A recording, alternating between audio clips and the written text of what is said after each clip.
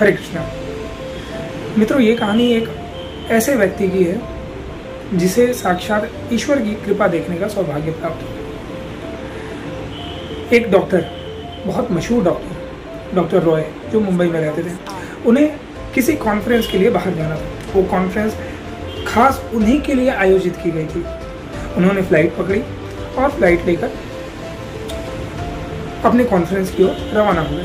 लेकिन रास्ते में खराब मौसम और तेज बारिश की वजह से रेडियो सिग्नल काम करना बंद हो चुका था, जिसके कारण पायलट को एक नज़दीकी एयरपोर्ट पे इमरजेंसी लैंडिंग करनी पड़ी।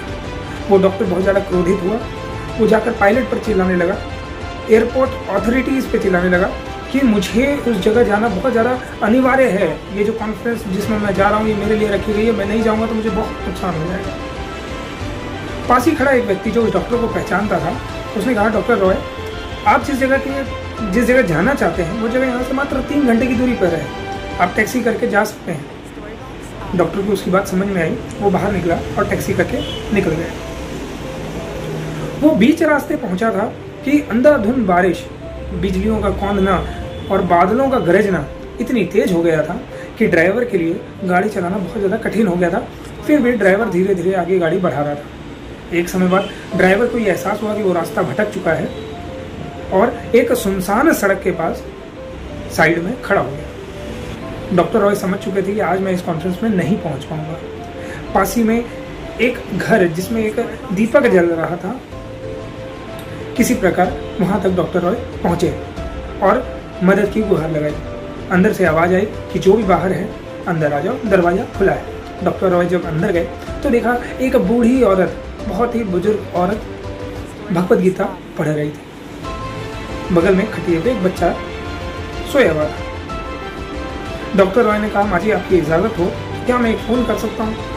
उस बुढ़िया ने कहा कि कैसा फ़ोन? यहाँ तो कई दिनों से न बिजली है न कोई फ़ोन चल रहा है। डॉक्टर रॉय बहुत ज़्यादा असहाय हो गए। बुढ़िया ने कहा कि सामने चरणामृत और कुछ फल पड़े हैं, उसे पी लो, फल खा लो, हमारी थकान थोड़ी कम हो जाएगी और जैसी बारिश रुके तब तुम चल जाना। डॉक्टर, जो कि वाकई बहुत ज़्यादा थका हुआ था, उसने चरणामृत पिया और फल खाया। चरणामृत पीने के बाद और फल खाने के बाद जब उसका मन थोड़ा शांत हुआ, उसने देखा कि बूढ़ी औरत निरंतर भगवत गीता पढ़े जा रही है, उसका मन उसी में लगा हुआ है।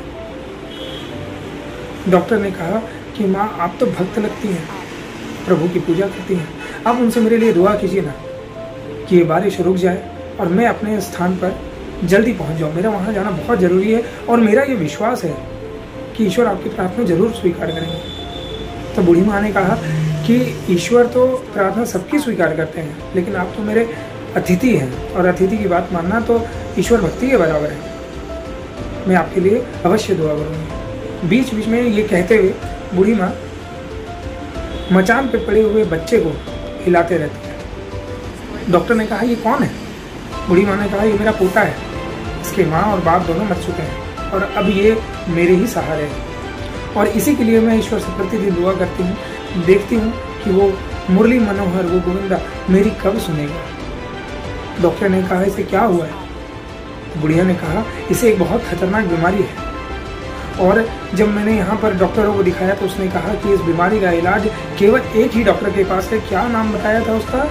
हाँ, डॉक्टर रॉय, जो मुंबई में रहते हैं, लेकिन उसकी फीस बहुत ज़्यादा है और मेरे पास इतने पैसे भी नहीं है कि मैं मुंबई तक जा भी सकूँ।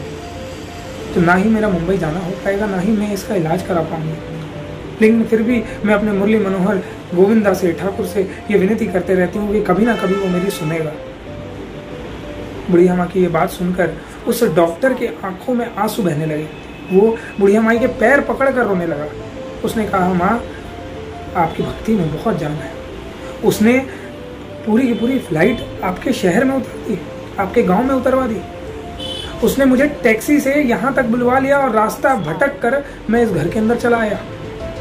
इससे ज़्यादा तो कोई दुआ कबूल नहीं हो सकती। मैं ही डॉक्टर रॉय हूँ और मैं इसका इलाज करूँगा। मित्रों, जब हम अपनी भक्ति पर, अपने ईश्वर पर पूरा भरोसा करते हैं तो वो गोविंदा, वो Thakur out of the way जाकर, जो आप सोच नहीं सकते उस परिस्थिति में जाकर अपने भक्तों की सहायता करता है। जब ईश्वर की भक्ति होती है तो ईश्वर को अपने भक्तों के लिए आना ही पड़ता है। जहाँ पर मनुष्य असहाय हो जाता है वहाँ पर ईश्वर की कृपा शुरू होती है। अगर इस कहानी ने आपके दिल को छुआ है तो इसे औरों तक जरूर पहुँचाएं।